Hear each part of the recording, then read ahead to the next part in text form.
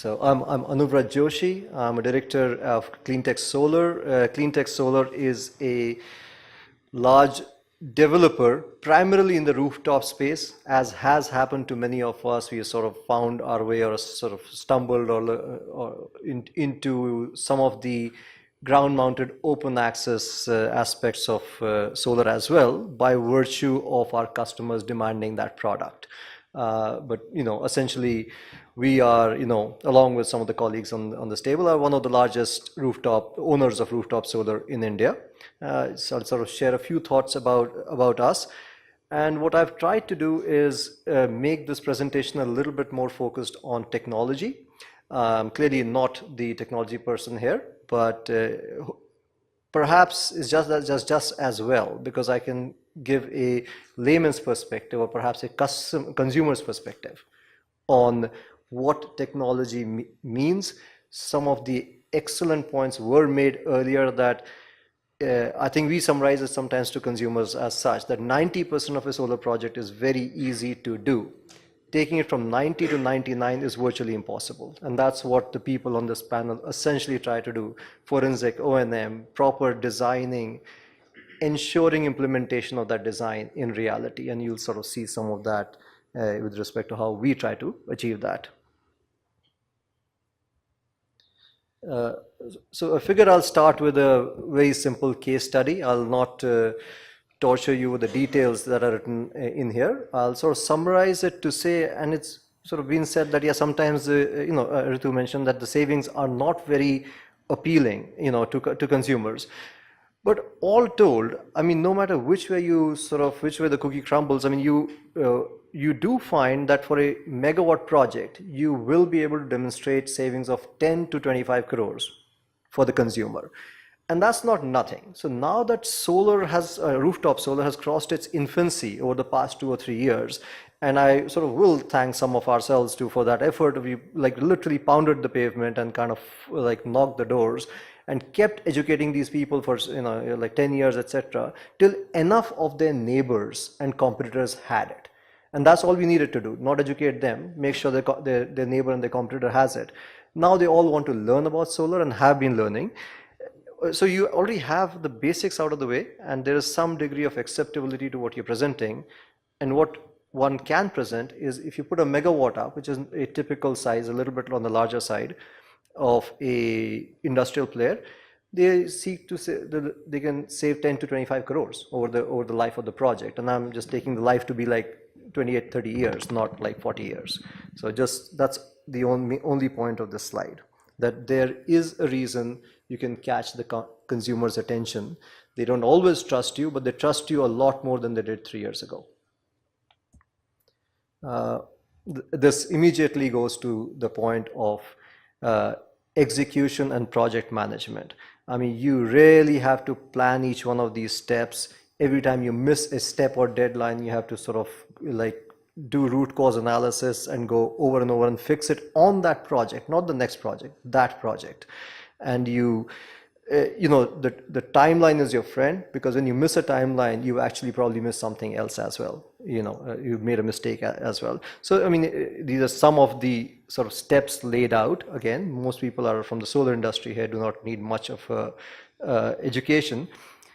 But there is one thing that, as an EPC, as a lender, or as even a developer, what we have found is, if timelines are being missed, there's something much bigger behind it. And that's sort of the one simple golden principle we would take out of this slide. So we take all the detailed 2,000 point steps from a project execution Excel, as importantly as the deadline summary chart that you see at the bottom. If that's being followed, things are probably going right. If that's being missed, something is going wrong. Again, all of this costs money, by the way. Let me be, we've been talking about costs. I mean, all of this, every slide here costs money, not to make it, but to do it on a project. Ensuring and enforcing what are called best execution practices. You'll kind of hear it from everyone, best execution practices.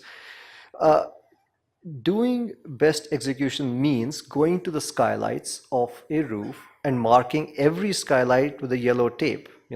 We can see that perhaps our guys have been a little cheap here. They only marked one. They should have been two, but that's okay.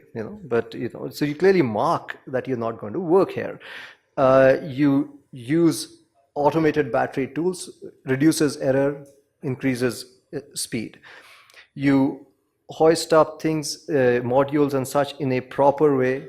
You don't cut on team members. You use 3 team members to do it as opposed to 1 or 2.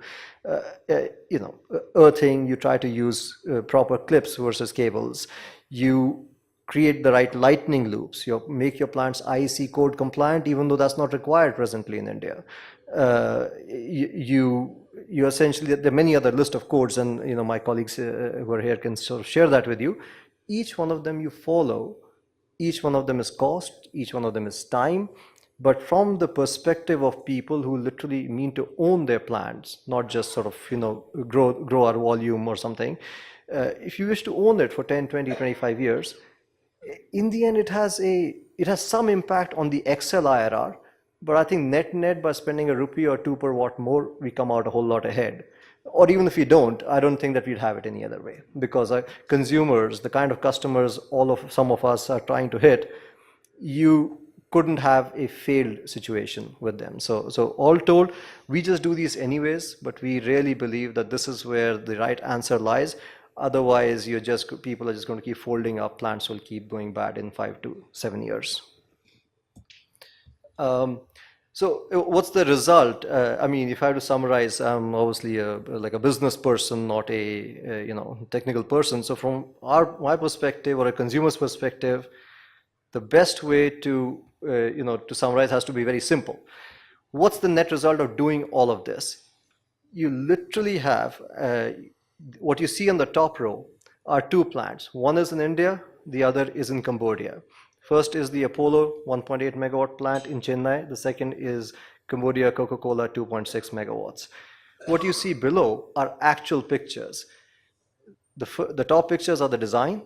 The bottom pictures are the as executed projects. And trust me, we did not redraw the design after finishing the execution. These are the actual design followed by the execution. Even though we have set our processes up so well, even we, I must say, were impressed at some level with ourselves and with some of the phenomenal technical people that we have here supporting us at Cleantech Solar. So yeah, this is one of the slides we are very proud of. My pleasure to share this with you. And the next step is, so you've done your perfect execution. Your job isn't to run away from there. Thereafter, really, that's the start of, you just kind of gotten married. That's all you've done so far. Now you have to live out the marriage for the next 25 years, 20 years, or whatever the case may be. So customer or consumer centricity is perhaps the sort of centerpiece of that. That is led by our O&M team, or team which is used to handling up to 200, 250 projects at a time. So handling our 60 or so projects is perhaps not that difficult for them. And we do a very good job of it. That's when you make the consumer happy. And this is, look, obviously I'm going to present something in a way that pro Cleantech Solar, but I'm generally presenting this as good practices. This is what you want to present. Something like this is what you want to be able to present to the client, make them comfortable, happy. They should be able to see this dashboard on their phones, on their sort of laptops or computers, what have you. Generally, as industry standard, each one of them is going to cost money. Each one of them is probably going to make the lender a little happy, and is going to keep your price probably 20 to 25 paisa up. Versus the best case, cut corners and do something crazy kind of a thing. So it's not, I don't know that much of a difference if you ask me, at least for the good customers. They don't seem to care. Same concept. You can, then you go a step out of the way, particularly because I think I should have mentioned it right at the beginning. One thing that is particularly unique about us, we are a Pan-Asia company. Not sort of stretching ourselves to be Pan-Asia, we are necessarily are Pan-Asia. Headquarters is Singapore. We are in 5 countries. We believe it's a very good balance between, sort of the INR returns here, or sometimes when the market goes out of hand, you sort of always have the hedge in the form of, the rest of Asia markets. The countries are Singapore, Cambodia, Philippines, Thailand, Vietnam. Uh, you are, this is a dashboard which we try to give those consumers which have plants all across India, plants in different parts of the region, etc. This is just showing their various plants. You can click on any one of them. You go back to the dashboard that you have for that plant. So just gives you a sense of how to get the customer sort of into solar and rooftop solar. Just the quick slide on who the consumers are. So in other words, who's bought this story that I'm telling you guys? I mean, these are the people who sort of bought that story. Some of them have bought this a couple of times. All very good names, and this is the kind of names with which you don't want to make mistakes, because you will pay for it dearly. I mean, you won't have a viable business, and eventually, none of these guys will come back to you. Sorry. Just very quickly, so we are present all over India, essentially, and at least in all the states where solar is. Very broadly, we are about 60 or a little over 60 projects is what we have.